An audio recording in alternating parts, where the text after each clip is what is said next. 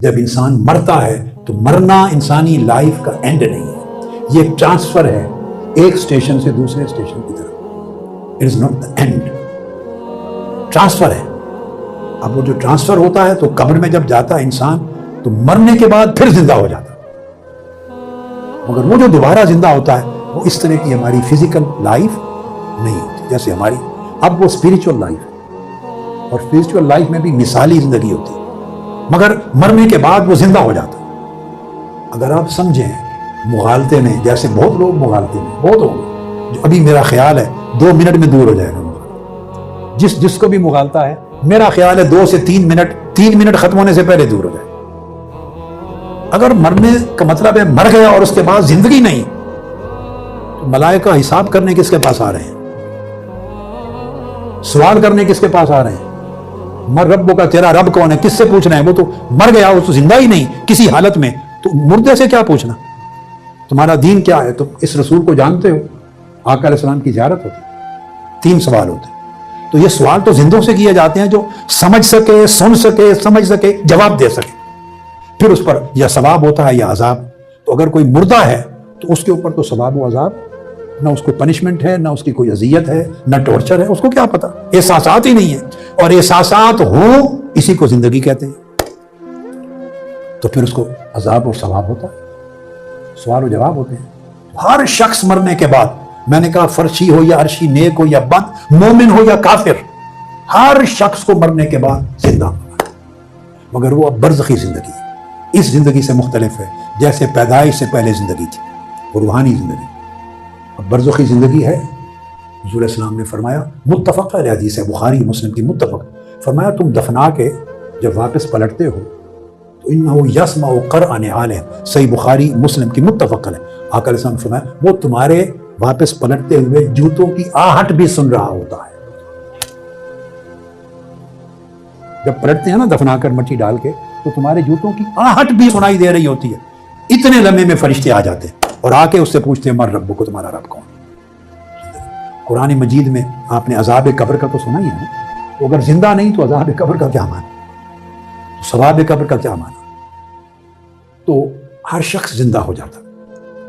فرق صرف یہ ہے کہ جو ایمان اور عمل صالح والے ہو جائیں، اللہ پاک ان کی جنت کا فیصلہ کر دے تو راحت میں چلے جاتے ہیں، تو انہیں ہوش رہتا ہے، انہیں ہوش رہتا ہے.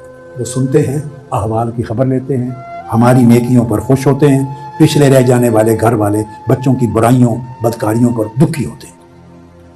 اور نیکی کریں تو خوشخبری سناتے ہیں کہ تم نے نیکیاں کی ہیں، یہ احوال تیار ہیں، آپ کے منتظر ہیں. اور جو برائی کی نظر ہو جاتے ہیں وہ مدہوش ہو جاتے ہیں، عذاب میں اتنا جکڑ لیا جاتا ہے کہ انہیں ہوش ہی نہیں ہوتا. زندہ وہ بھی ہوتا ہے جو عذاب میں ہے، تبھی تو عذاب ہو رہا ہے نا. ٹارچر تو ہوتا ہی تب ہے نا کہ جب اس کو ہوش ہو.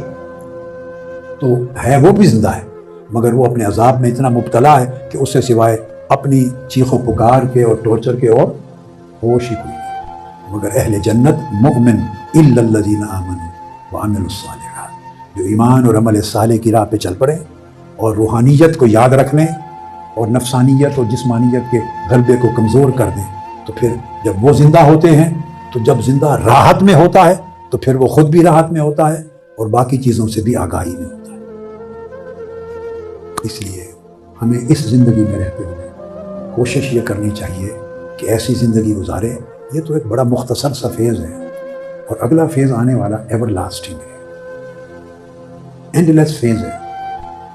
ایک بار موت ہوگی نا. قرآن مجید کی آیت پہ ختم کر رہا ہوں. ارشاد فرمایا کنتم امواتا، کہ تم پہلے مردہ تھے، یعنی پیدا ہونے سے پہلے لائک نتھنگ تھے، just you were like nothing.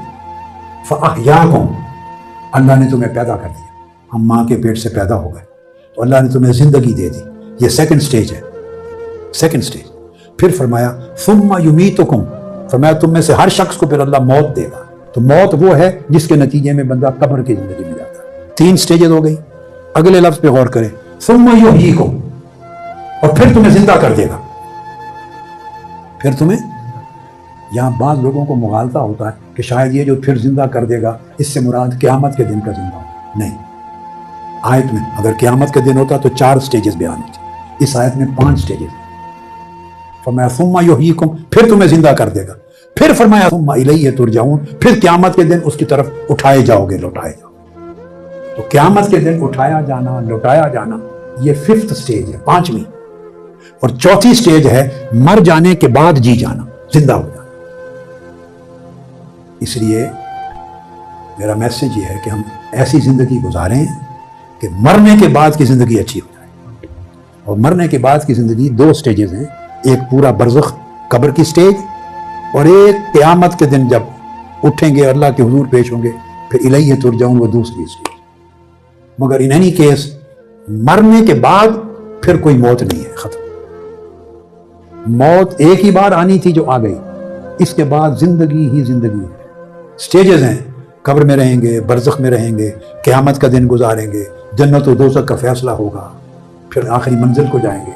मगर इन एनी केस इस मौत के बाद कोई मौत, फिर जिंदगी है, और उस जिंदगी की मुख्तलिफ शक्लें हैं।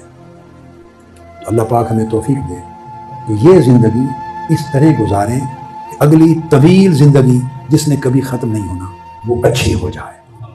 जितने लोग हम इस दुनिया में जिंदा हैं, सबको अगली दुनिया की, बरज़ख और आखिरत दोनों की अच्छी जिंदगी अता करें।